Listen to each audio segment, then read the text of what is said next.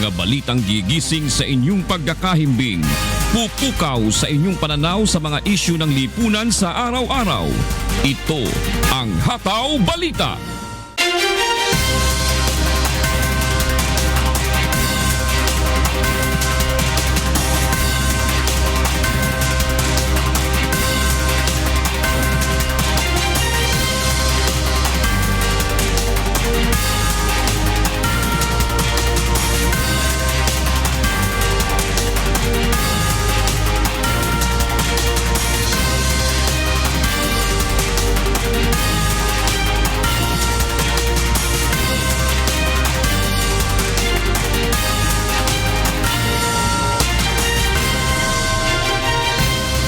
Ganap na po ang alas 4:48 ng umaga. Magandang umaga po sa inyo lahat. Ano na po ng Martes, 25 na Oktubre 2016. Ang kalan po ni Kuya Daniel Razon. Ako po si Jun Soriao. At ako naman si Rina Villamor. Narito na po ang mga humahatlaw na balita.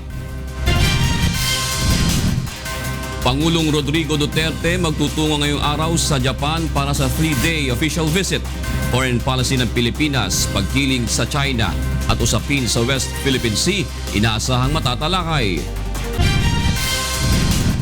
70 milyong pisong halaga ng tulong para sa disaster relief ipinagkaloob ng China sa Pilipinas. Resulta ng investigasyon sa mga pulis na sangkot sa marahas na dispersal sa US Embassy, ilalabas ng PNP sa November 4. 5 Filipino seafarers na kabilang sa mga bihag na pinalaya ng Somali pirates, inaasahang makakauwi ngayong linggo. Ilang residenteng nakatira sa paligid ng Mount Bulusan nagsimula ng lumikas. At mahigit 700 residente sa Baliwag, Bulacan natulungan sa medical mission ng UNTV at Members Church of God International. Sa detalye po ng mga balita, ilalabas na ng Philippine National Police ang resulta ng investigasyon sa nangyaring marahas na rally dispersal sa Maynila noong nakaraang linggo. Nais naman ng mga biktima na patawan ng mabigat na parusa ang mga pulis na sangkot sa insidente. Narito ang hatong na balita ni Grace Cassin. Nagrally sa labas ng Camp Crame ang mga nasaktan sa marahas na dispersal sa mga rallyista noong nakaraang linggo sa harap ng US Embassy sa Maynila. Hiniling ng grupo sa Philippine National Police na ipakulong sina Colonel Marcelino Pedroso, PO3 Franklin Co at iba pang mga pulis na sangkot sa insidente. Ano ang ginawa ng mga kapulisang ito sa Kamaynilaan? Tangka nila kaming patayin! Kung hindi lang kami naghatakan at nag-iumilag, malamang sa malamang ay may namatay sa aming hanay. At yan ay patuloy na sisingilin namin sa inyong mga kapulisan. Sa panig naman ng mga pulis na nirereklamo ang mga rallyista ang unang nanakit sa kanila, kaya napilitan silang i-disperse ang mga ito. Sa una pa lang ma'am, pinagsisipan na kami. Parang gusto talaga nilang sirain yung formation namin. Nasira nila. Ayon naman kay PNP Deputy Chief for Operations Police Director Benjamin Magalong, kailangan tapusin muna ang isinasagawang investigasyon sa insidente bago patawan ng parusa ang mga ito. Dagdag pa ni Magalong, sa ngayon hawak na nila ang kopya ng video footage ng US Embassy na gagawing basihan upang malaman ang punot dulo ng gulo. Nakapag-interview na sila ng mahigit 2 dosenang personnel. At sa ngayon pinag-aaralan nila yung mga video footages. Nakatakda nilang ilabas ang resulta ng investigasyon sa November 4. Samantala, plano namang kausapin ni Pangulong Rodrigo Duterte ang mga pulis at terorista na sangkot sa nasabing insidente. Bukas sa pagkikipagdialogo ang mga rallyista kay Pangulong Rodrigo Duterte at hihilingin nila sa presidente na bumuo ng independent investigating body dahil hindi raw sila tiwala sa desisyong ilalabas ng PNP sa insidente. Grace Cassin, UNTV News and Rescue, Camp Crame. Binigyan ng China ang Philippine National Police ng mga makabagong equipments na magagamit ng mga ito upang mabilis na masugpo ang mga drug pusher at users sa bansa. Ito ang ibinalita ni PNP Chief Director General Ronald Bato de la Rosa pagbalik mula sa biyahe nito sa China. may pag-uusap na rin umano sila ng China kung paano masusugpo ang pagdadala ng mga Chinese sa bansa ng mga iba't ibang kemikal sa paggawa ng shabu. Meron akong 115 boxes of equipment for our war on drugs. As to the details, hindi ko na sabihin kung ano yun. Para hindi malaman ng ating mga kalaban kung ano yung ating mga gamit para magulat na yung mga drug lord. Nandiyan na yung pulis na huli na sila. Na-turnover na ng Amerika ang bagong C-130 cargo planes na inaasahang makapagpapalakas sa airlift capability ng Philippine Air Force. Narito ang hatol na balita ni Brian De Paz. Kabilang si United States Ambassador to the Philippines Philip Goldberg sa mga nanguna sa ginawang turnover ceremony ng bagong C-130 ng Philippine Air Force. Sa nasabing seremonya, inihayag ni Goldberg na naniniwala siyang nananatiling matatag ang ugnayan ng Pilipinas at Amerika. Procurement or co-investment, the pooling of our assets, our money, our talent, that's what partnership is all about.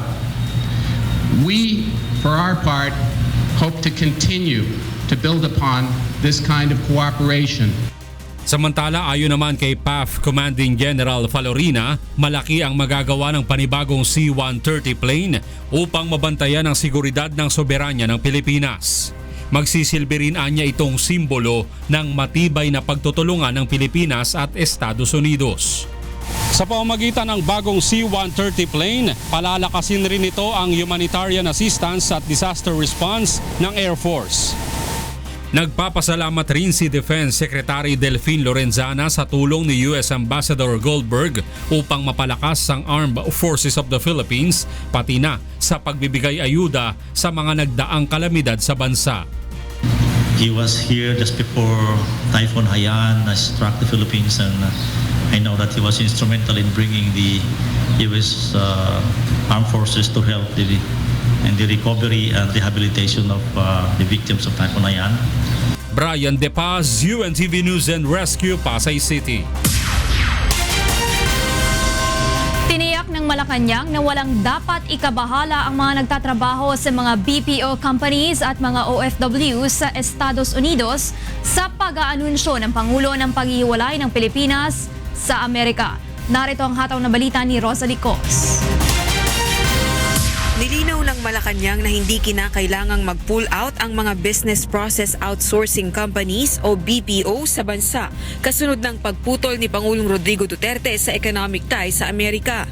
Sinabi pa ni Presidential Spokesperson Ernesto Abella na maging ang mga overseas Filipino worker na nasa Amerika ay walang dapat ikabahala sa mga naging pahayag ng Pangulo kamakailan. There's no need to be pulling out any businesses in the country. Our OFWs should not be affected. But basically, we're just saying that it's basically what he has been saying. It is from an exclusive to an inclusive relationship. Nilinaw din ni Undersecretary Abella na walang pagputol ng diplomatic relations ng Pilipinas sa Amerika at mananatili ang mga kasunduan ng dalawang bansa. Samantala, bukas naman ang Malacanang sa pakikipag-usap sa BPO industry, lalo na at nagpahayag ang mga itong nais makipagpulong kay Pangulong Duterte. BPO groups are trying to seek an audience with the president. We have not yet any formal word about the appointment, but basically it is to formally reach out to the office of president to indirectly discuss the industry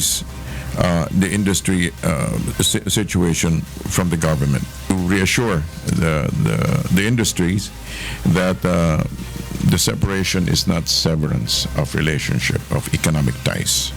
Rosalie Cos, UNTV News and Rescue, Malacanang.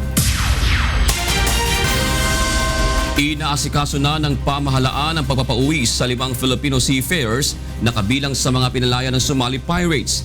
Kinilala ang mga ito na sina Arnel Reheliana Balbero, Elmer Salvador Balbero, Antonio Oxtero Libras Jr., Edwas Aques Tiningal Jr. at Ferdinand Jacinto Dalit.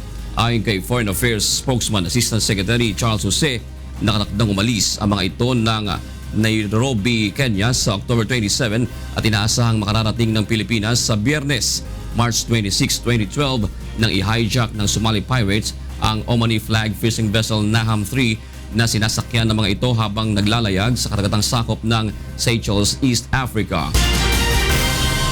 Nais naman ng Interagency Council for Traffic o IAC na mas palawakin pa ang operasyon ng Pasig River Ferry System upang maibsan ang mabigat na traffic sa Metro Manila. Narito ang hataw na balita ni Joanne Nano.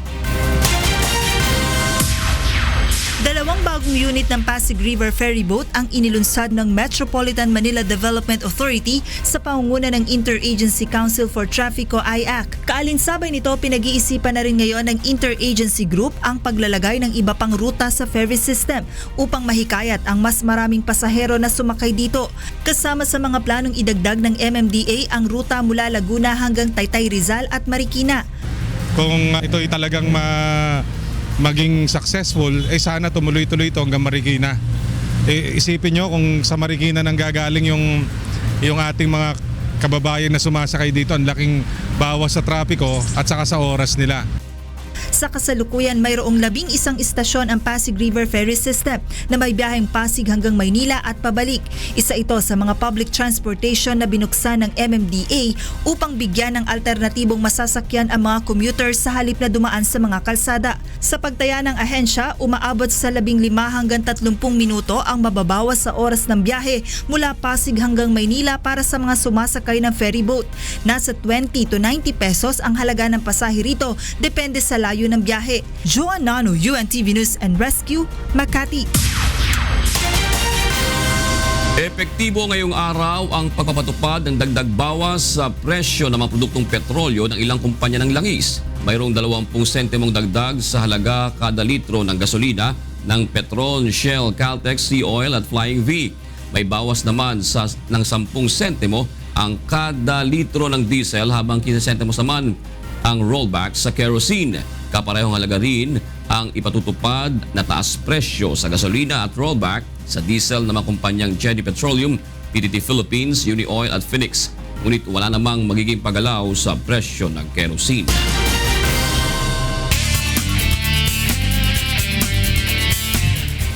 Isang lalaking hinihinalang biktima ng summary execution ang natagpuan sa Mandaluyong City. Samantala, 4 na drug personalities naman ang nakaengkwentro ng mga pulis sa Quezon City kagabi. May hataw na balita si Reynante Ponte live. Reynante, yes, go ahead.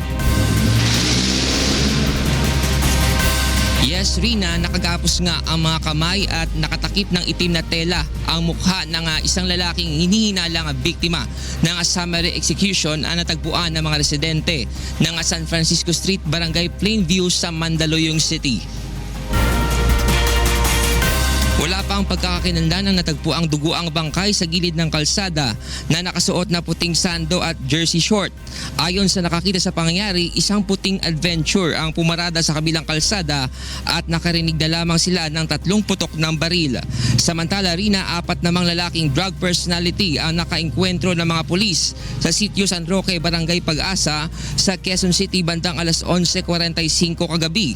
Ayon sa inisyal na investigasyon ng mga pulis, habang nagsasagawa sila ng bypass operation ay nakatunog ang mga sospek na aarestuhin sila ng mga pulis kaya't nanlaban umano ang mga ito. Kasama sa drug watch list ng lungsod ang mga sospek na kinilala na sina Ricardo Mamaril alias Iking at si alias Chanchan, kasama ang 2 pang wala pang pagkakakilanlan. Habang naaresto naman ang 2 lalaki at 2 babae na kasama din ng mga sospek na sangkot din umano sa illegal na droga. Nakumpiska rin sa mga drug personalities ang 2.45, 2.38 kalibre na baril, drug paraphernalias at 13 grams na hininalang shabu. Sa ngayon nga, Rina, ay nasa kustudiya na ng QCPD Station 2 ng Masambong ang mga naaresto. Yan ang police report. Balik sa iyo, Rina. Maraming salamat sa iyo, Reynante Ponte mula sa Quezon City. At para naman sa mga balita sa labas ng bansa, narito ang ating kasamang si Monica Veralio. Good morning, Mon. Hi, Rina. Good morning. Here are the news from different parts of the globe.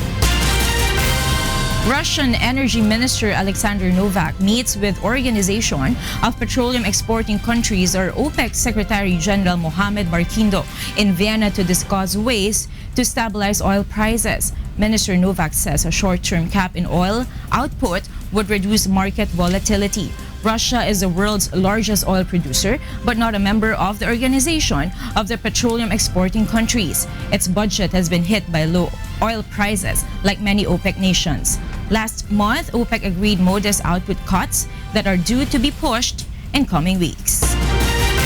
3 French Defense Ministry officials and 2 private contractors died when their plane crashed at an airport in Malta during takeoff. The aircraft is on a surveillance mission over the Mediterranean. Airport sources initially said the plane was believed to be carrying officials from European Union border agency Frontex, but the organization later said none of its staff was involved. The ministry is set to conduct an investigation on the cause of the crash. Meanwhile, thousands of people across Australia joined Walk Together rallies in Madea stand against rising far-right sentiment in the country. Eileen Ciliano has the news. Thousands of Australians took to the streets of more than 25 cities in town on Saturday, carried banners to show their acceptance to the asylum seekers in the country. Welcome Australia organized the drive to rebuild ethnic diversity while embracing compassion and unity. This historic event took place few days after Amnesty International reported the condition of Nauru subjected amounts to torture, where about 400 Australian-bound asylum seekers are held. Various high-flying officials in the country proudly supported the marches held at their own jurisdiction. New South Wales State Parliament member Jihad Dib told in the rally held at Sydney that Australia was stronger with multiculturalism. We don't have to talk about multiculturalism as if it's some separate thing. This is not multiculturalism, this is Australia. The Walk Together rally in Adelaide CBD happened from Turin's parade grounds to Elder Park, whereas rallies in Brisbane started at Kurilpa Park and proceeded to Emma Miller Place, with the Canberrans who have walked around the Lake Burley Griffin to their support on this activism.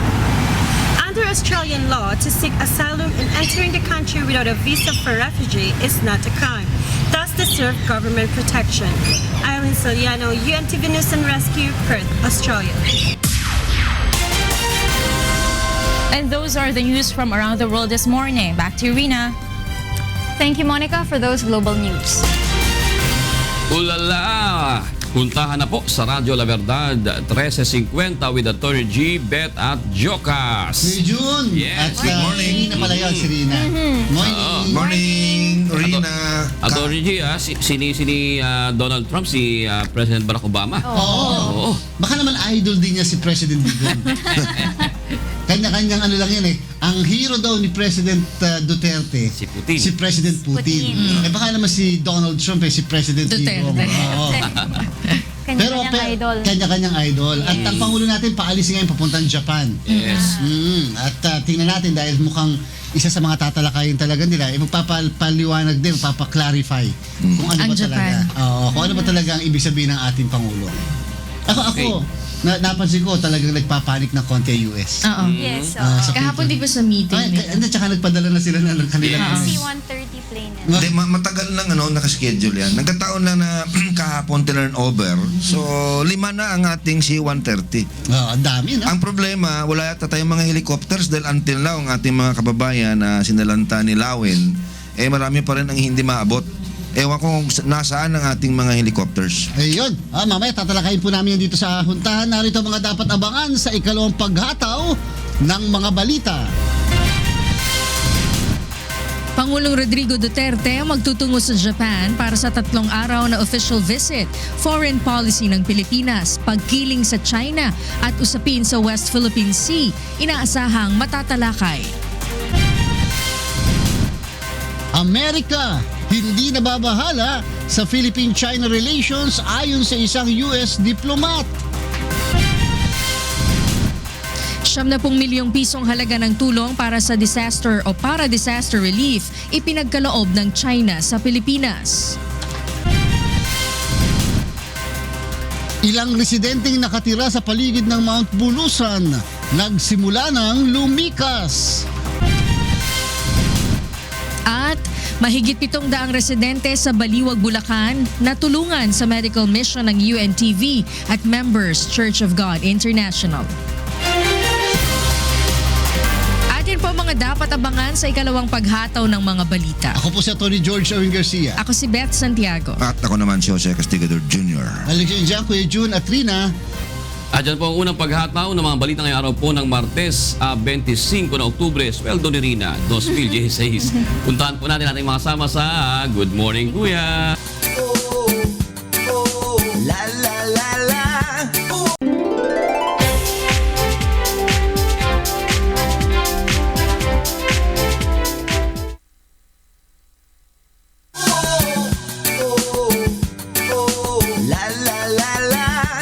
Maraming salamat, Beth, at sa ating mga kasama dyan sa huntahan. Magandang umagang muli mga sambahay. Araw na po ng Martes, 25 na Oktubre 2016.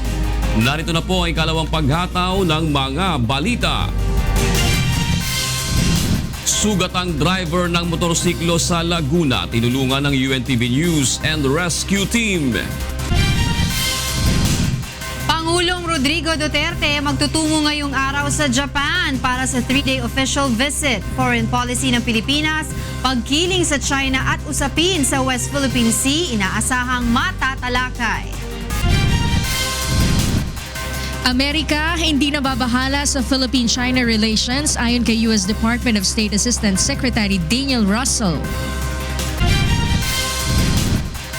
70 milyong pisong halaga ng tulong para sa typhoon disaster relief.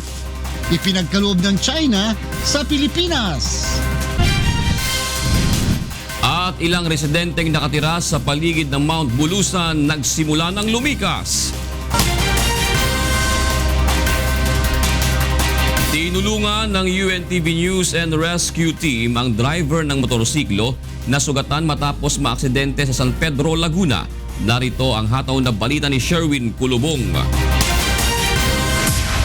Nirespondihan ng UNTV News and Rescue Team ang banggaan ng motorsiklo at kotse sa National Highway ng boundary ng San Pedro at Biñan, Laguna kagabi. Nagtamo ng gasgas sa kanang kamay, paa at binti ang driver ng motorsiklo na si Ryan Javier, 24 anyos, na agad namang nilapatan ng pangunang lunas ng grupo. Samantala wala namang tinamong sugat ang driver ng kotse. Ano po, pinabaybay namin po yan. Pagka nakita ko na po itong nakalipog na. Ayun, hindi ko na po naiwasan. Matapos bigyan ng first aid ng grupo, dinala na ng San Pedro Police Javier sa istasyon ng pulisya dahil sa kawalan nito ng lisensya. Sherwin Kulubong, UNTV News and Rescue, Laguna. Bibiyahe papuntang Japan ngayong araw si Pangulong Rodrigo Duterte para sa isang official visit. Bukod sa economic cooperation, kabilang sa posibleng matalakay ang bagong foreign policy ng Pilipinas, pakikipag-alyansa sa China at ang usapin sa West Philippine Sea. Narito ang hatong na balita ni Mirasol Abugadil. Lilipad ngayong araw patungong Japan si Pangulong Rodrigo Duterte para sa 3 araw na official visit. Ayon sa Pangulo, pangunahing layunin ng kanyang pagpunta sa Japan ang pagpapaigting sa economic cooperation ng dalawang bansa. Subalit kasama sa posibleng matatalakay ang panibagong foreign policy ng Pilipinas kung saan sinabi ng Pangulo na humihiwalay na ito sa Amerika at mas nagiging malapit sa ngayon sa China. Una nang sinabi ng Embahada ng Japan sa Pilipinas na interesado si Japanese Prime Minister Shinzo Abe na marinig ang dahilan ng pagbabago ng polisiya ni Pangulong Duterte. Kasama rin sa posibleng mapag-usapan ang mapayapang pagresolba sa mga isyu ng agawan ng teritoryo. Bukod sa Pilipinas, may territorial dispute din ang Japan at China sa bahagi naman ng East China Sea. Batay sa sagot ng Pangulo sa tanong ng isang Japanese reporter, kabilang sa maibabahagi nito sa gobyerno ng Japan ang naging pag-uusap sa kaniyang pagbisita sa China kaugnay ng South China Sea dispute. I told everybody, and I told China, I cannot surrender anything there. And in passing, we mentioned, they said that, they answered that at least what was, we do not want trouble there. We can only talk. And we hope that your country will not do something foolish to start a violent order or incident. And I said no. And we cannot talk about it because I cannot give or promise anything which I cannot do under the laws of my land, particularly the Constitution.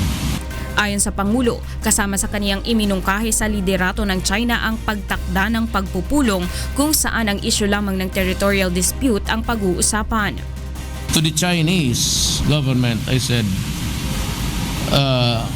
well, if that is the thing, that is what is in your mind, because that is also my stand, we will find a day to talk about it only on the issue of the South China Sea and no topic at all.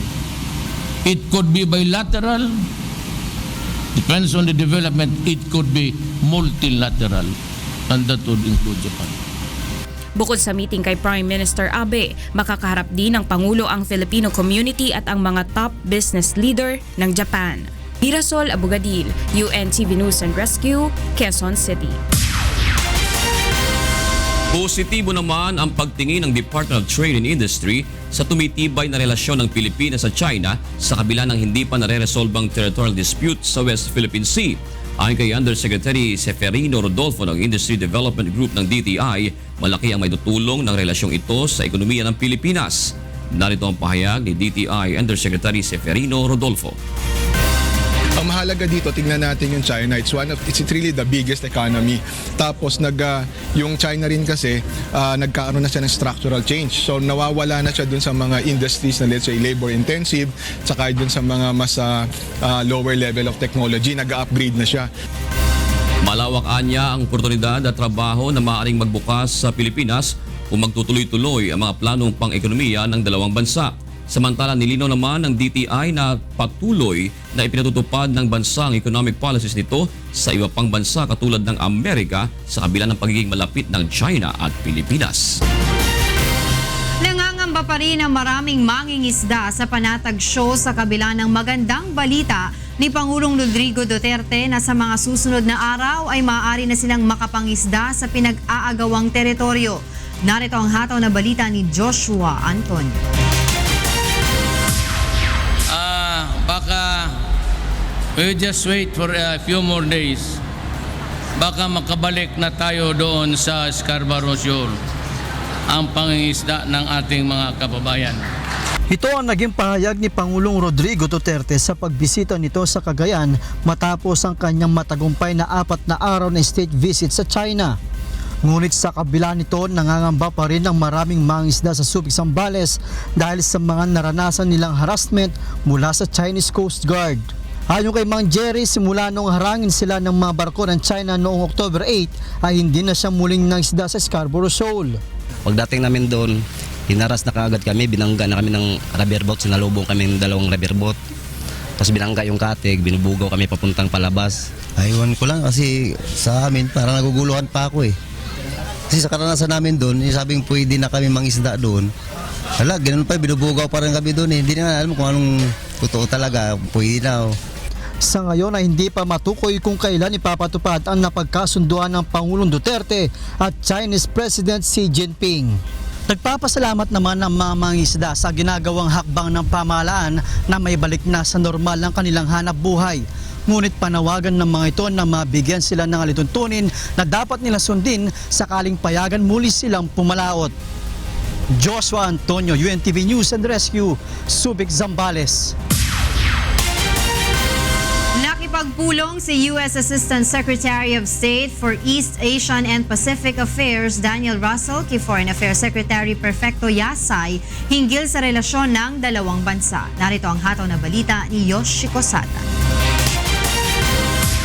Walang nakikitang masama si U.S. Assistant Secretary of State for East Asian and Pacific Affairs Daniel Russell sa pakikipag-alyansa ng Pilipinas sa China. Ayon kay Russell, hindi naman ito makakasama sa relasyon ng Pilipinas sa ibang bansa tulad ng Amerika.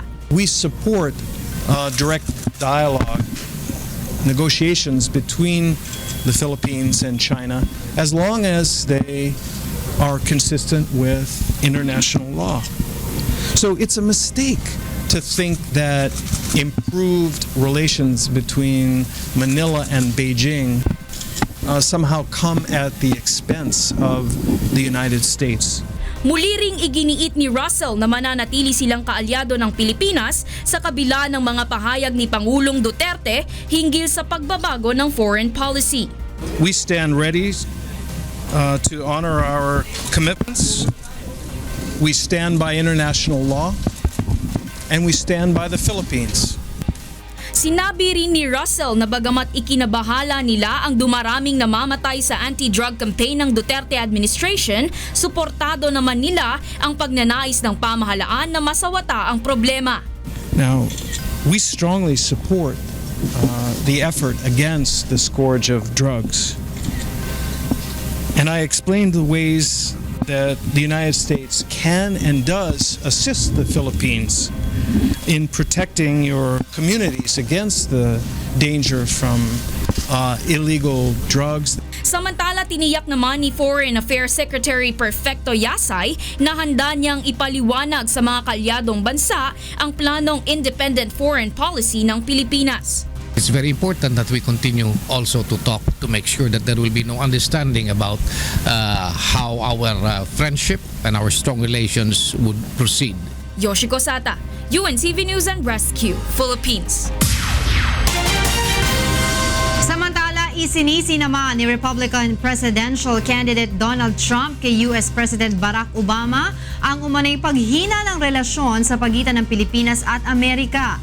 Ito ay matapos ang naging pahayag ni Pangulong Rodrigo Duterte na military at economic separation sa Estados Unidos sa kanyang pagbisita sa Beijing, China. Sa isang campaign rally sa Fletcher, North Carolina, sinabi ni Trump na humina na umano ang Estados Unidos kaya naman bumabaling sa China at Russia ang Pilipinas na isa sa mga pro-American country sa Asia. Narito ang pahayag ni Republican presidential nominee Donald Trump. But every time I look at him, he's campaigning. I mean, here you see the Philippines, the heads of the Philippines, they're so angry. He leaves for China. He's now negotiating with China. We've been in the Philippines practically for forever. A very important strategic ally. And what happens? China and Russia are probably going to take it. And I see him out there campaigning for crooked Hillary. Come on. Come on. Give me a break.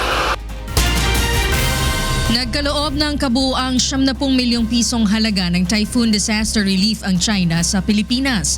Ayon sa inilabas na statement ng China, 50 milyon ay bilang tulong sa mga magsasaka at mangingisda sa mga lugar na nasalanta ng Super Typhoon Lawin. Nangako rin itong magbibigay ng nasa 35 milyong piso para sa anti-disaster efforts ng Pilipinas. Bukod dito ay magbibigay din ng Red Cross Society ng China ng humanitarian aid na nagkakahalaga ng $100,000 o katumbas ng halos 5 milyong piso. At sa iba pang balita, isusubite ng Department of Social Welfare and Development o DSWD kay Pangulong Rodrigo Duterte ang ulat sa umano'y irregularidad ng Yolanda donations, kabilang na ang 200,000 Yolanda victims na hindi nakatanggap ng tulong mula sa pamahalaan. Narito ang hataw na balita ni Rosa Licos. Inihayag ni Social Welfare Secretary Judy Tagiwalo na nagsagawa ito ng inisyal na pagtaya sa management ng Yolanda donations matapos itong hilingin ng mga biktima ng bagyo nang magpalit ang administrasyon. Ang kabuuang ulat ay isusumite kay Pangulong Rodrigo Duterte sa susunod na buwan. Subalit ang ulat sa irregularidad ay na-forward na sa opisina ng Pangulo at hiniling ng DSWD na ito'y maimbestigahan. Kabilang narito ang nasa 200,000 mga mangingisda at magsasaka na hindi pa rin nakakatanggap ng emergency shelter assistance kahit 3 taon nang nakalilipas mula nang sila'y masalanta ng Super Typhoon Yolanda. There was no relocation for them. It was also because it went through the local government units, and again, you had hindi patas na pagtrato. So there were people who were victims of Yolanda but who were not part of the political groupings of particular local government officials, so they were excluded. We have that a lot. Bagaman lagpas 1 milyon na anya ang nakatanggap ng emergency shelter assistance, may mga Typhoon Yolanda victims sa Region 6 at 8 na hindi pa nabibigyan ng ayuda sa kanilang mga tirahan. Samantala, agad namang nagkaloob ng pauna at partial na tulong pinansyal ang pamahalaan na 5,000 piso sa bawat mahirap na pamilya sa Northern Luzon na nasira ang kanilang tirahan dahil sa bagyong Karen at Super Typhoon Lawin. Nilinaw din ng DSWD na hanggang sa kasalukuyan ay mayroong ginagawang pagtaya ang pamahalaan sa lawak ng pinsala ng nakalipas na bagyo sa Northern Luzon. Sa ulat din anya na ito, nakadepende kung kinakailangan ng humingi ng ayuda ng Pilipinas sa ibang bansa. Alamin din sino ang mga nag-offer ng tulong, no? At sa tingin ko, handa tayong tanggapin ang tulong na ito batay sa ating pangangailangan at batay sa walang kondisyon. Ibig sabihin, bukal na loob na tulong ng mga mamamayan, ng mga organisasyon, ng mga pamahalaan sa ibang bansa para tulungan tayong bumangon. Ito naman ay nakadepende sa extent ng need na kailangan natin. Rosa Licoz, UNTV News and Rescue, Malacanang. Nagkusa ng lumikas ang ilan sa mga residente sa isang barangay sa Irosin, Sorsogon dahil sa panganib na maaaring idulot ng ilang beses na pagbuga ng abo ng Bulkang Bulusan. Narito ang hataw na balita ni Alan Manansala. 4 na steam-driven o phreatic eruption ng Mount Bulusan ang naitala ng Philippine Institute of Volcanology and Seismology nitong nakalipas na linggo. Pinakahuli nga dito ay ang 2.5 km high na ibinugang abo ng bulkan noong linggo ng hapon na tumagal ng tinatayang 15 minuto. Ayon kay PBOX resident volcanologist Dr. Ed Laguerta, mayroong nakitang panibagong pumuputok na vent sa ibabang bahagi ng eastern side ng bulkan. Ito ang dahilan ng paglalagay ng 2 km extended buffer zone na sumasakop sa ilang barangay ng Irosin, Sorsogon. Nagbabala naman ang PBOX sa panganib na maaaring idulot ng pagbuga ng abo ng Bulusan sa mga residente sa paligid nito. Kahit na hindi pa tunay talaga yung na mainit gaya ng sa Mayon, pero you can be suffocated. Pwede ka rin mamatay doon. At yung mga ballistics, ibig sabihin ng ballistics, yung mga fragments ng bato. Kasi yung ash, fragmented lang yon. Dahil sa pangamba sa kaligtasan, ilang residente na ang nagpasyang lumikas. Kabilang na dito ang 72 anyos na si Lola Teresita na nagtungo kagabi sa evacuation center kasama ang kanyang mga apo. Kami sa bulkan. Mayroon akong iniwan yung asawa ko na may sakit na. Kung basta may pagkauno kami, permi kami din. Pagkahapon, malugsad kami. Pagka umaga, ahon naman kami doon. Isa lamang ang pamilya ni Lola Teresita sa halos 50 residente na nagpasyang lumikas mula sa barangay Mapaso, Irosin, Sorsogon na sakop ng 2 km buffer zone. Ayon naman sa kapitan ng barangay, sinimulan na nila ang pagbabahay-bahay upang magpaalala sa mga residente. Ininstruction na namin ang nakakatao dito. Kung pumutok ang bulkan, at talagang level 2 na, lahat na tao dito sumara. Inaasahan namang madaragdagan pa ang bilang ng evacuee sa lugar habang patuloy na nagpapakita ng abnormalidad ang Mount Bulusan. Alan Manansala, UNTV News and Rescue, Sorsogon. Naka-full alert status ang Philippine National Police sa araw ng Undas. Ayon kay PNP Chief Director General Ronald Bato de la Rosa, naka-duty ang lahat ng mga tauhan ng PNP para magbantay sa mga sementeryo at sa iba't ibang barangay para magbantay naman sa mga bahay na maiiwan ng mga residente. Pinayuhan din ito ang mga taong bayan na i-secure ang kanilang mga maiiwan upang hindi mabiktima ng mga magnanakaw. Narito ang pahayag ni PNP Chief Ronald Bato de la Rosa. Sa ating mga kapulisan, we expect na wala tayong break, wala tayong leave dahil tayo lahat ay magjo-duty sa lahat ng mga sementeryo at sa mga subdivision. Para naman sa mga balita sa labas ng bansa, narito ang ating kasamang si Rina Villamor. Airings, good morning. Good morning, Angela. Here are the latest news from different parts of the world. British Prime Minister Theresa May is due to announce today its choice of Heathrow or Gatwick Airport for expansion after more than 25 years of debate. The three options on the table are a new runway at Heathrow, lengthening one of its existing two runways, or a new runway at Gatwick. In July 2015, the Airports Commission, chaired by Sir Howard Davis, backed a new third runway at Heathrow but did not rule out the option of expanding Gatwick. The decision will be subjected to a public consultation before it is put to a vote in Parliament in late 2017 or early 2018.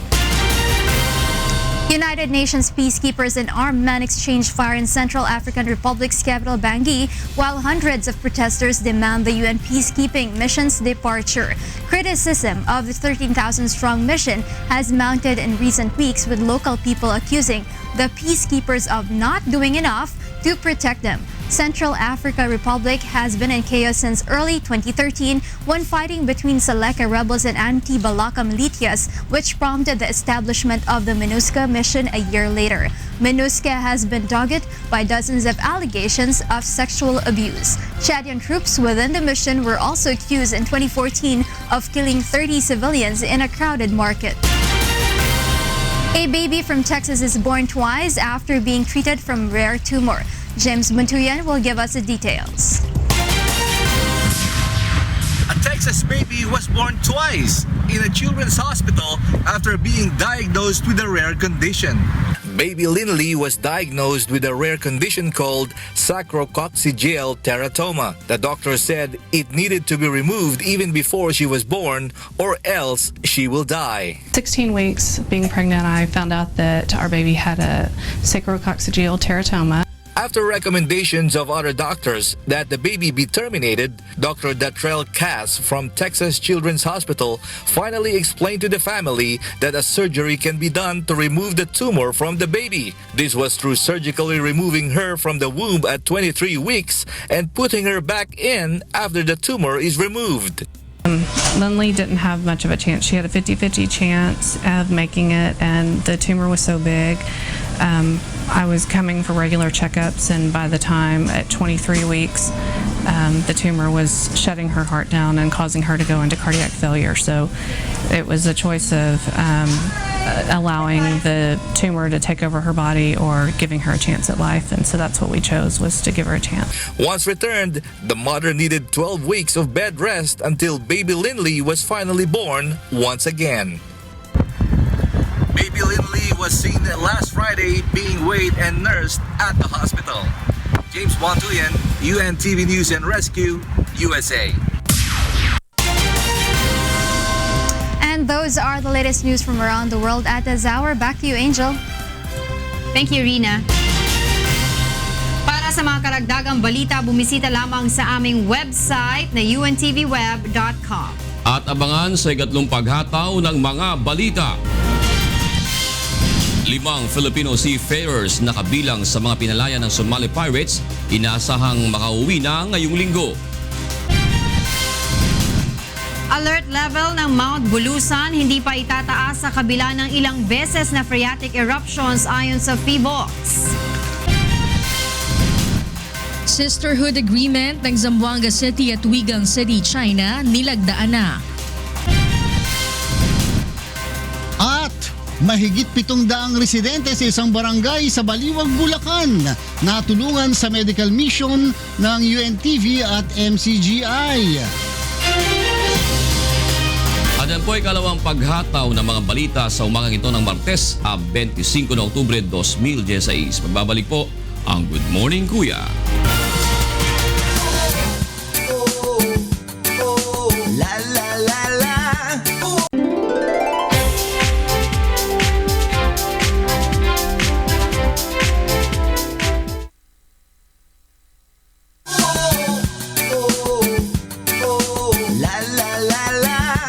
natin sina Kuya Jun at Monica para sa ikatlong paghataw ng mga balita. Maraming salamat, Atty. G, at good day sa inyo lahat dyan. Magandang umaga. Ngayon po ay araw ng Martes, October 25, 2016. Tayo po ay sabayang napapakinggan sa radyo La Verdad 1350 ang UNTV Radio. Live din po tayo napapanood sa ating pong Facebook account, sa untvweb.com via live streaming at sa UNTV mobile application. Narito na po ang ikatlong paghataw ng mga balita. 5 Filipino seafarers na kabilang sa mga pinalaya ng Somali pirates inaasahang makauwi na ngayong linggo. Alert level na Mount Bulusan hindi pa itataas sa kabila ng ilang beses na phreatic eruptions ayon sa PHIVOX. Sisterhood Agreement ng Zamboanga City at Guegang City, China, nilagda na. At mahigit 700 residente sa isang barangay sa Baliwag, Bulacan natulungan sa medical mission ng UNTV at MCGI. Makauwi na sa bansa ang 5 Filipino seafarers na pinalaya ng Somali pirates matapos ang mahigit 4 na taong pagkakabihag. Narito ang hataw na balita. March 26, 2012 nang i-hijack ng Somali pirates ang Omani flagged fishing vessel Naham 3 habang naglalayag sa karagatang sakop ng Seychelles, East Africa. Sa patuloy na negosasyon ng International Mediator, pinalaya na rin ng mga pirata ang 26 na bihag nito sa loob ng mahigit 4 na taon. We've achieved what we've achieved by getting tribal elders, religious leaders and the local community and the regional government all involved to put pressure on these guys to release these hostages. Kabilang sa mga pinalaya ay ang 5 Pilipino na kinilalang sina Arnel Prehiliana Balbero, Elmer Salvador Balbero, Antonio Oxtero Libres Jr., Edwas Aques Tinenggal Jr. at Ferdinand Jacinto Dalit. Sinalubong sila sa Nairobi, Kenya nung dumating sila today ng DFA Undersecretary for Migrant Workers, si Undersecretary Jess Yabes, at kasama rin yung mga officials natin ng ating embassy sa Nairobi. Ipapailalim sila muna sa mga medical tests pati psychological debriefing para bago sila pauwiin sa Pilipinas. Ngayong Biyernes, inaasahang makakauwi na ng Pilipinas sa mga ito upang makapiling ang kanilang pamilya. Alis sila ng Nairobi ng October 27 at in-expect natin silang darating ng Manila ng October 28. Ayon pa sa Department of Foreign Affairs, ang 5 kababayan natin na kabilang sa mga pinalaya ang huling Filipino seafarers na binihag ng Somali pirates. Jun Suriao, UNTV News and Rescue, Philippines. Hindi pa rin itataas ang alert level sa Mount Bulusan sa kabila ng papadalas na phreatic eruptions ito. Paliwanag ng PHIVOX, mayroong mga senyales na isinasaalang-alang bago itaas ang alerto sa bulkan. Narito ang hataw na balita ni Alan Manansala. Nagpatawag ng pulong kahapon ang lokal na pamahalaan ng Sorsogon kaugnay sa patuloy na abnormalidad na ipinakikita ng Bulkan Bulusan. Kasama sa pagpupulong ang mga local official, mga kawani ng Provincial Disaster Risk Reduction and Management Council at ang Philippine Institute of Volcanology and Seismology o PHIVOX. Ipinaliwanag ni PHIVOX resident volcanologist Dr. Ed Laguerta kung bakit hindi pa itinataas ang alert level ng Mount Bulusan sa kabila ng maraming beses na naitalang phreatic eruptions. Ayon sa senior science specialist, mananatili itong nasa alert level 1 hanggang wala pang naitatalang magmatic eruption. Kabilang sa tinitingnang senyales ay ang pamamaga ng dalisdis ng bulkan at kung mainit ang ibinubugang abo nito. Ang category niya, so 1 pa rin. So unless there would be some signs that it would be changing to another phase of activity, sa magmatic, then we would change the parameters. Kasi yung countermeasures ng LGU nakadepende sa alert scheme ng FIBO. Tinalakay din sa pulong ang ipatutupad na precautionary measures sakaling muling magbuga ng abo ang bulkan, tulad na lamang ng ginagawang paghahanda sa mga paaralan sa lalawigan. Kasi meron namang MOOE yung bawat eskwelahan, towels lang naman ito, papa-headcount natin ilan ang mga bata dito, kasama yung mga staff at saka both teaching and non-teaching personnel ng eskwelahan na ito. Dapat meron sila naka-standby PNP. Patuloy naman ang mahigpit na monitoring ng PBOX sa aktibidad ng Mount Bulusan. Pinapayuhan ang mga residenteng malapit sa bulkan na manatiling alerto, palaging makinig ng balita at makipag-ugnayan sa mga lokal na opisyal. Alan Manansala, UNTV News and Rescue, Sorsogon. Alamin na natin ang sitwasyon ng trapiko sa mga oras na ito. Mula kay Joan Nano, live.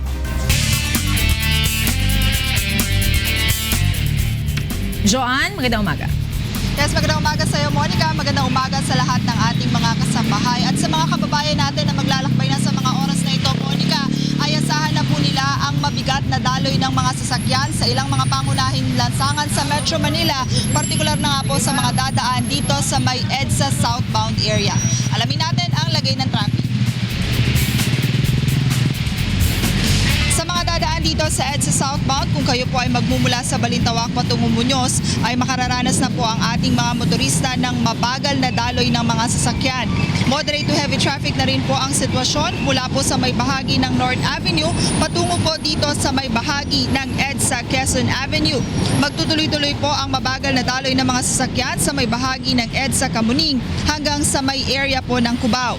Habang ang mga kababayan naman po natin na daraan sa EDSA Northbound mula po dito sa may EDSA Quezon Avenue at para din po doon sa mga sasakyan na galing naman ng Commonwealth at papalabas po ng EDSA, wala pa pong masyadong magiging problema dahil maluwag at tuloy-tuloy pa ang daloy ng mga sasakyan. Silipin naman natin ang ilan sa ating mga live traffic points. Unahin po natin ito pong area ng Magsaysay Boulevard, Corner G, Araneta.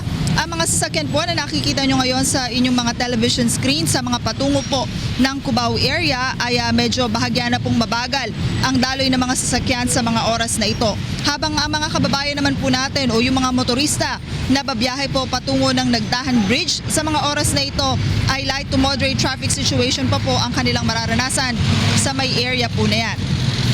Samantala sa may Coastal Road naman po tayo dito po sa may crossing area sa mga papunta po ng Coastal Baclaran. Sa mga oras po na ito ay bahagya na rin pong mabagal ang daloy ng mga sasakyan. Habang para naman po dun sa ating mga kababayan na babiyahe po patungo dito sa may area po ng NAIA Terminal 2, magiging maluwag at tuloy-tuloy po ang kanilang mga pagbiyahe sa mga oras na ito. Light traffic din po ang mararanasan para naman po sa ating mga kababayan dito po sa may Recto Avenue sa may Maynila. Para po dun sa mga patungo ng Divisoria, magiging maluwag at tuloy-tuloy po ang kanilang pagbiyahe. Gayun din, light traffic po ang mararanasan ng ating mga motorista para naman po sa mga babiyahe patungo po sa may lugar po ng Legarda. Habang dito naman po sa may EDSA Q-Mart, sa mga manggagaling po ng Q-Mart patungo po ng Cubao area, sa mga oras na ito ay paghandaan na po ng ating mga motorista ang mabigat at mabagal na daloy ng mga sasakyan. Gayun din, bahagya na rin pong mabagal ang usad ng mga sasakyan para naman po sa mga magmumula ng NEPA Q-Mart patungo po ng North Avenue. Monica, muli nga natin ipinapaalala sa lahat ng ating mga motorista na suspendido po ang ating window hours at dahil ngayon ay araw ng Martes, bawal sa mga lansangan ang mga sasakyang may plakang nagtatapos sa 3 at 4 simula ngayong alas 7 ng umaga hanggang mamayang alas 7 ng gabi. Yun muna ating gabay sa kalsada ngayong umaga. Balik sa iyo, Monica. Maraming salamat. Joan Nano, live na nag-uulat mula sa Quezon City. Weather update muna tayo mula kay Ray Pelayo na nasa UNTV Weather Center. Ray, maya pabak. Maya pabak, June. Maya pabak, Kuya Daniel sa ating mga kasambahay. Ano ba ang inaasahan natin ngayon? Talaga bang magtutuloy-tuloy na itong si Amihan?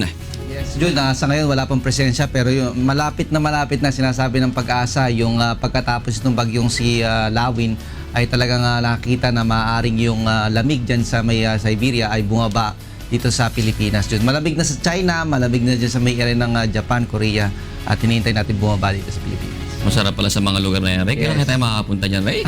Pwede. Araw pinapangarap yata pupunta ng Japan, Ray, Hindi ka makapagsalita dyan, Ray, ha? O sige na nga, ibigay mo na magiging lagay na panahon sa mag-apon. Narito po maglagay ng panahon sa mga susunod na oras. Yung pong ridge pre ng high pressure area na nakaka-apekto sa may area ng Luzon. Sa forecast po ng Pag-asa, ang Metro Manila at malaking bahagi ng Luzon ay makakaranas po ng partly cloudy to cloudy skies. May mga chance na magkakaroon po ng rain showers and thunderstorms. Sa Science Garden sa Quezon City, maaari pong umabot sa 33 degrees Celsius ang maximum temperature ngayong araw. 35 sa Tuigaraw, mataas po yan. Sa Baguio, 16 to 24 at sa Puerto Princesa City sa Palawan hanggang 32 degrees Celsius. Yung Visayas area ay makakaranas din po ng magandang lagay ng panahon, pero yung Eastern Visayas mas malaki ang tsansa na magkaroon po dyan ng mga pagulan, pagkidlat at pagpulog dyan po sa may Samar at Leyte. Iloilo City, maaari pong umabot naman sa 33 degrees Celsius ang maximum temperature. Metro Cebu, 32, gayon din po sa may area ng Tacloban City. Sa Mindanao ay medyo malaki po ang tsansa na magkaroon din po ng isolated rain showers and thunderstorms yan sa may Caraga region. Samantala, mas malaking bahagi ng Mindanao makakaranas po ng magandang lagay ng panahon. Sa Cagayan de Oro City at Zamboanga City hanggang 32 degrees Celsius ang posible pong maitalang mataas na temperatura ngayong araw. Metro Davao hanggang 35 degrees Celsius. Alayin po natin lagay ng panahon sa mga karatig bansa ng Pilipinas. Unahin na po natin dyan sa may area ng Seoul, South Korea kung saan 11 to 21 degrees Celsius ang maaari pong maitalang temperatura. Meron pong mahinang mga pag-ulan. Sa Tokyo, Japan ay hanggang 20 degrees Celsius na temperatura. Cloudy skies with rain showers. Sa Taipei, Taiwan naman po ay bahagyang maulap lang po ang lagay ng panahon at maitatala lang po ang temperatura hanggang 29 degrees Celsius. Sa Beijing, China, malamig na po 6 to 17 degrees Celsius at maganda po lagay ng panahon dyan. Ganyan din po halos sa may area po ng Hong Kong kung saan 29 degrees Celsius ang maaari pong maabot na temperatura. Sa Bangkok, Thailand naman po ay hanggang 34 degrees Celsius ang temperature with rain showers and thunderstorms. Sa Vietnam naman ay meron pong ilang mga pag-ulang maranasan dyan, temperatura hanggang 31 degrees Celsius. Sa Kuala Lumpur, Malaysia, hanggang 33 degrees Celsius ang maaari pong maita ng temperatura with rain showers and thunderstorms. Halos ganoon din po ang maging lagay ng panahon sa may area naman ng Singapore.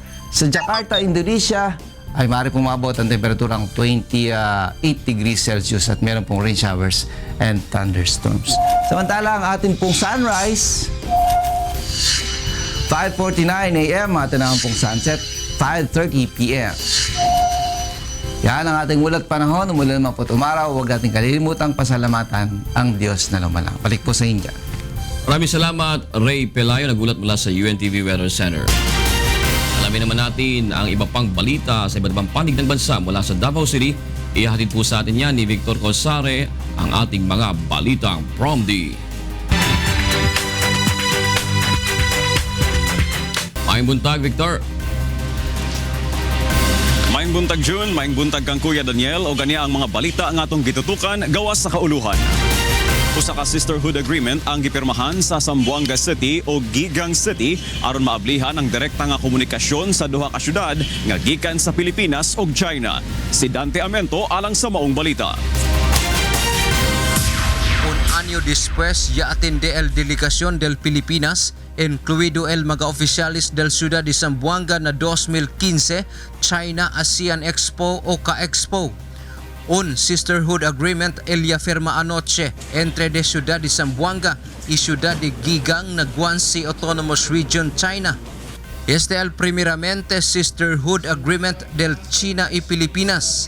El objeto de este para tiene concreto amistad y acuerdo del dos ciudad por medio directa interacción y comunicación, cambiada del estrategia de la información y tecnología, urban planning y income generation strategy, y también el ayudahan que viene na oportunidad de educación, economía, cultura, comercio, industria y otro pa. 对于我来说，来到三宝岩寺签订这个协议具有双重的意义。我希望以这个协议作为一个新的契机，我们双方的合作和交流进入一个新的阶段。我也衷心的希望我们两个城市之间的交流与合作成为中国和菲律宾两国交流与合作的一个亮丽的一个重要的内容。Tacre el gobierno de Ciudad de Zamboanga ya puede ayudar el visitada del presidente Rodrigo Duterte na China del semana pasado. So we hope that this sisterhood agreement will really forge opportunities for trade and development, because they also brought in their delegation of business people in sugarcane and steel to look at the possibilities that we have in Zamboanga City. Ta esperanza que tarda el sisterhood agreement adentro de 5 años hasta 2021. Dante Amento, UNTV Noticias y Rescate, Ciudad de Zamboanga. Nahiagom sa psychological evaluation ang mga piniriso sa Tanay Municipal Jail isip kabahin sa pagsaulog sa National Correctional Consciousness Week.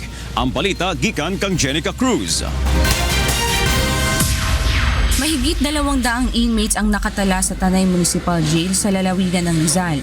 20 sa mga ito ang isinailalim sa psychological evaluation kaalinsabay ng pag-obserba sa National Correctional Consciousness Week. Kami po ay dumadaan po kami sa matinding proseso, screening at araw-araw po kaming tinuturuan ng mga taong nagmamalasakit sa mga katulad naming nasadlak at naligaw ng landas dito sa Tanay BJMP. Sa unang batch, 7 ang nakararanas ng depresyon. Ilan sa dahilan nito ay ang hindi pagdalaw ng kanilang mga mahal sa buhay at ang iba ay iniwan ng asawa.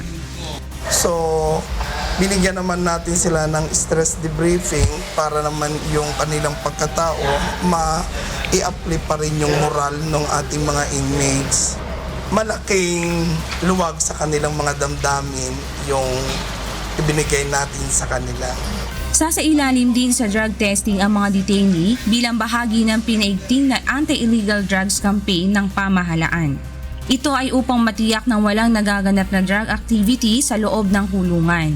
Jenica Cruz, UNTV News and Rescue, Rizal.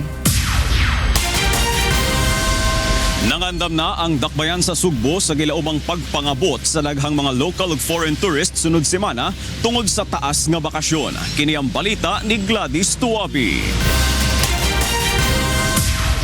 Gisugdan na sa kagamhanan sa dakbayan sa Cebu ang preparasyon alang sa umaabot nga long weekend. Gibana-bana nga moabot sa gatusan nga mga langyaw ug lokal nga turista ang mobisita sa dakbayan aron magbakasyon. Kagahapon na dungagan og 3 ka K9 dogs ang gi-turnover ngadto sa Philippine Drug Enforcement Agency Region 7 nga makatabang aron walay makasulod nga illegal nga drogas o kontrabando sa mga terminal. Usa kini sa pamaagi nga mapugngan ang bisag unsang hulga sa pagpamomba. Ipakatap kini sa Cebu Provincial Detention and Rehabilitation Center ug sa Cebu South Bus Terminal. Si Gov was very receptive kay nakita niya nga ato ang way mo'y pinaka quickest nga ma-address dayon nato ang smuggling of drugs. So this is the quickest way. We do not have the luxury of time aning pag-away aning mga sindikato. Samtang sa umaabot nga Oktubre 29, ipakatap usab ang mga pulis sa mga pantalan ug terminal sa dakbayan. Kini aron mapanalipdan ang publiko sa mga daotang tawo ug malikay sa human-induced incident. Unang-una yung mga mag-take advantage yung mga mga magdanakaw dyan para at least maiwasan na natin yun. Tututukan natin yun. Nagpahimang no usab ang kapulisan sa mga mobiyahe nga angay nga perming alerto. Gladys Tuabi, UNTV News and Rescue, Cebu. Og kana ang kinatibukan sa atong mga balitang prom day karong buntag. Gikan diriha sa dakbayan sa Davao, balik diya sa studio June. Daghang salamat Victor Cozare. At para naman sa mga detalye ng mga balita sa labas ng bansa, kasama natin si Angela Lagunsay. Yes, Angel. Thank you, Monica. These are the news abroad. Thousands of Chilean are mistakenly put on wrong voter rolls by its electoral service. Raquel Vasquez has the news. El Servicio Electoral de Chile ha mencionado erróneamente cientos de miles de votantes que habitarán en municipios lejanos en su lugar de residencia, echando un manto menor sobre las elecciones locales este domingo. Según el gobierno, unos 475,000 votantes en el país de 17.6 millones de personas se han colocado en la lista equivocada de votantes, mientras que algunos votantes se enumeraron que vivieran en municipios cercanos y por lo tanto serían capaces de votar con algún inconveniente añadido. Muchos se registraron que vivieran lejos de su casa real.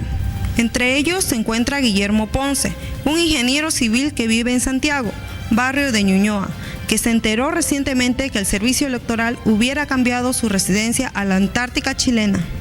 No conozco la Antártica, no he estado jamás ahí. No he hecho obviamente ningún trámite que esté relacionado con la Antártica. Entonces todas las explicaciones que en un momento se dieron, que podría haber un cruce de direcciones por alguna trámite, diligencia que se haya hecho en el registro civil, que haya quedado consignada esa dirección. Nada de eso en mi caso es válido. O sea, la explicación que se está dando, se cae. Este jueves, la ministra de Justicia chilena, Javiera Blanco, renunció por causa de las llamadas por los legisladores que sea despedida por los errores de registro. Este año habrá 2.240 asientos para concejales y 345 asientos para alcaldía. Se están preparando para las elecciones en todo el país. Raquel Vázquez, UNTV Noticias y Rescate, América Latina. Egypt's and Russia's armed forces are holding its first joint military exercises on Egyptian soil. 800 servicemen from both countries participate in the drills, along with 10 armored vehicles and 15 helicopters and military jets. The exercises, which started on October 15th, are scheduled to last for 11 days. Egypt is negotiating with Russia to restore flights to its Red Sea resource a year after the bombing of a Russian airliner carrying holiday makers back to St. Petersburg. In other news, authorities begin to clear the Kalay migrant camp known as the Jungle, with hundreds of residents willing to accept relocation with resignation. But other migrants plan to stay put, fearing that their asylum claims could be rejected and they could be sent home. The socialist government is closing the camp, home to 6,500 migrants fleeing war and poverty on humanitarian grounds, and it plans to relocate them to 450 centers across France. The French Interior Ministry said on Friday that those who refuse to leave could be sent to detention centers. And those are the news abroad. Back to you, Monica. Thank you, Angela.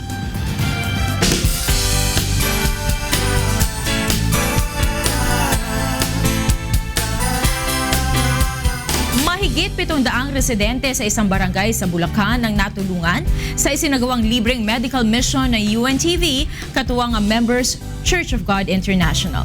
Narito ang hataw na balita ni Nestor Torres. 2 buwan ng pabalik-balik ang lagnat at pananakit ng ngipin ng magpinsang Marcel Bantay at Janico Malyare. Dahil sa kakapusan sa pera, hindi makapunta ang dalawa sa dentista. Ngunit sa pamamagitan ng medical mission ng UNTV Serbisyong Kasangbahay sa Barangay Suliban, Baliwag, Bulacan, natapos na ang matagal na pagtitiis ng magpinsan. Dahil umikirot, mahal po magpabuhat ng ngipin kaya salamat po Brad Eddie Soliano. Nang mabalitaan ang medical mission, agad ding nagtungo ang magkapatid na Rachel de Galicia at Rofel Mestizo upang libreng maipakonsulta ang kanilang karamdaman. May ubo po siya, 1 linggo na. Buti po medyo nabawasan ng konti, tapos nalo-low blood pa ako, nagna-90-60. Buti na lang dumating ang UNTV para sa medical mission. Ayan, nakapunta kami dito para magpa-check up. Napakalaking bagay po talaga. Libre at saka malapit pa, dito lang sa barangay namin. 3 days po na sumasakit yung ulo ko, pabalik-balik. Tapos every morning pagigising, masakit po yung malalamunan. So sabi po ni Doc, ano daw po, migraine at saka po stress yung dahilan kung bakit daw po gano'n. Umabot sa mahigit 750 residente ng barangay ang napaglingkuran sa libreng medical, optical, dental, laboratory check-up at libreng gamot. Malaking bagay po, malaking tulong po para sa higit sa lahat sa mga mahihirap. Mapagbigyan natin sila ng serbisyong medical, opo, sa dental. Opo, nagpapasalamat po kami kay Brother Eli Soriano at kay Brother Daniel Rason sa programang ito na UNTV 37 ay bumaba dito sa aming barangay sa Suliban. Kaisa po ang Suliban National High School at kami po ay lubos na nagpapasalamat. Ito ang unang pagkakataon na nakapagsagawa ng medical mission ang UNTV at Members Church of God International sa naturang barangay. Nestor Torres para sa Serbisyong Kasangbahay. Balitang sports naman po tayo kasama si Rina Villamor. Ano kaya magiging trivia ni Rina? Alam ko na yung sagot kahapon. Sa tanong mo. Talagang ni-research ko yun. Binasa ko. Para trivia, 1974 pala. Yung tinayo yun. Pero 13 floors yun. Tapos last year, nabuksan muli yung kanyang restaurant. Kasi pinasara yan eh. Tapos yung under kay Mayor Eusebio, yung kanyang asawa, siya ulit yung nagbabukas niyan last year lamang. Pero 1974 ay naitayo na yan. Pero alam nyo ba, yung pinakaunang revolving restaurant sa buong mundo? May dugtong ha? Oo, meron syempre. Dapat in connection. Sige. Ano yung una? 1962 na itayo naman ito ni John Graham sa may Seattle, Washington. Ito yung Space Needle na tinatawag nila. Pag pumunta kayo doon, makikita nyo naman to very historical itong place na ito sa may Seattle, Washington. Talaga naman si Rina. Yan ang una. Ang na talaga ako sa'yo. So, una. Wag na. Go. Ang hirap magtanong. Sports. Sige. Ito naman para sa ating sports, Cobra Philippine Dragon Boat Team bigo na maiuwi ang ginto sa katatapos lamang na International Dragon Boat Federation World Cup. Hindi nakuha ng kuponan ang 100 meter at 500 meter mixed team event sa pinakamalaking boating event ng taon. Pahayag ng presidente ng Philippine Dragon Boat Federation na si Marcia Cristobal na hindi sapat ang ensayo ng Filipino paddlers bago ang kompetisyon. At ito ang unang pagkakataon na hindi nakapasok sa finals ang kuponan. Huling nakakuha ng ginto ang Philippine Dragon Boat Team noong 2014 sa 100 meter at 500 meter race sa Fuzhou, China. Natapos na lamang sila ngayong taon sa ika-6 na pwesto sa 12 bansang naglaban-laban. Para naman sa ating team standing sa Group A, nangunguna pa rin dyan ang Malacanang Kamao at sa Group B naman ang BOC Transformers. Sa Group A, sinusundan sila ng mga kupunan ng BFP, AFP, MMDA Ombudsman at Senate Defenders na wala pa ring panalo. At sa Group B naman natin, sinusundan ng BOC Transformers ng mga kupunan ng PNP, Judiciary, HOR Solons, GSIS, NHA at DOJ na wala pa ring panalo sa ating liga. At this coming October 30, magkita-kita pa rin tayo sa Pasig City Sports Center kung saan ang ating triple header ay papangunahan ng GSIS kontra NHA. Second game ang Senate kontra BFP at third game natin ang AFP kontra Malacanang. Yan muna ang latest sa sports. June, back to you. Maraming salamat, Rina Villamor.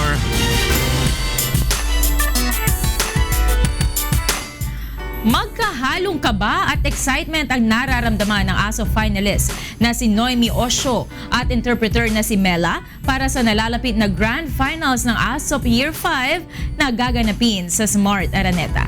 Narito ang hataw na balita ni Mirasola Bugadil. Ngayon pa lamang ay puspusa na ang ginagawang paghahanda ng isa sa mga finalist ng A Song of Praise o ASOP Year 5 na si Noemi Osio at ng kanyang interpreter na si Mela. Si Noemi ang nag-compose ng awiting Kumapit Ka Lang na napiling monthly winner noong Setyembre. At dahil parehong first time na makasali at maswerteng nakaabot sa Grand Finals ng naturang patimpalak ng dalawa, magkahalong kaba at excitement nila ang kanilang nararamdaman. Una, nagpapasalamat ako sa Diyos kasi nakapasok yung kanta.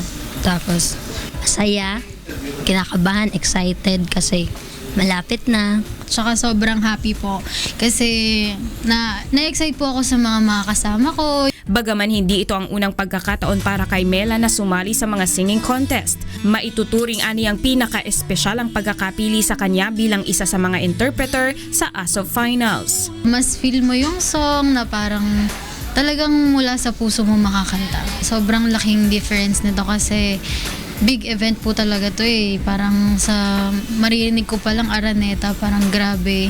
Muli namang inanyayahan ng dalawa ang lahat ng ating mga kasambahay na suportahan at iboto ang kanilang entry. Good luck po sa ating lahat. Huwag po tayong mawalan ng pag-asa. Kaya natin to at kapit lang tayong lahat. Manood po kayo sa November 7 and i-vote nyo po yung song namin, Kumapit Ka Lang. ipaglaban mo ang katotohanan, ituloy ang laban. Gaganapin ang ASOP Year 5 Grand Final sa November 7 sa Smart Araneta Coliseum. Mirasol Abugadil, UNTV News and Rescue, Quezon City. Itinuturing naman na eye-opener ng mga artistang kasama sa cast ang pelikulang Isang Araw, Ikatlong Yugto dahil sa napapanahon at makatotohanan nitong kwento. May hatol na balita si Brian Evangelista.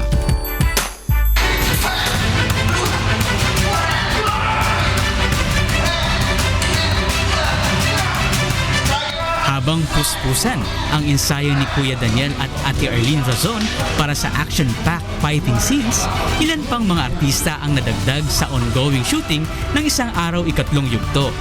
Ang Scottish-Filipino actor at modelo na si Alexander Diaz saludo sa magandang kwento ng pelikula. Sobrang nagustuhan ko yung idea ng film na gusto niya ipakita sa mga tao. Yung parang yung effects na pag pinapabayaan mo ang anak nyo. Kasi importante yung fact na all you have to do is give your kids time and attention at malaki ang magiging bahagi yan sa upbringing nila. Nakatrabaho na ni Alex ang teen stars na sina Michelle Vito at Marlo Mortel sa ibang proyekto, kaya hindi na sila nahirapan sa pagganap ng kanilang mga karakter at eksena.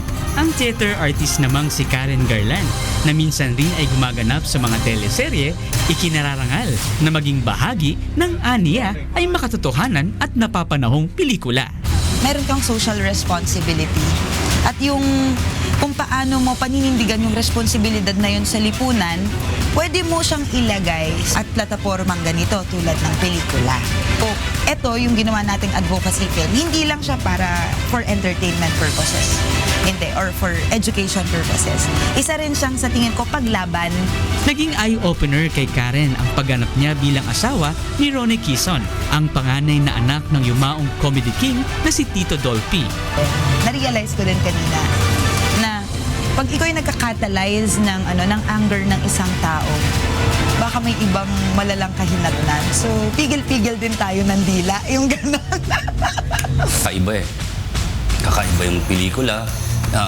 Sasamahan natin sa production, hanggang dun sa mga pinoportray nila na role. Parang pumapasok sila. Talagang sila ang nakakaramdam ng kanilang mga ginagampan ng roles.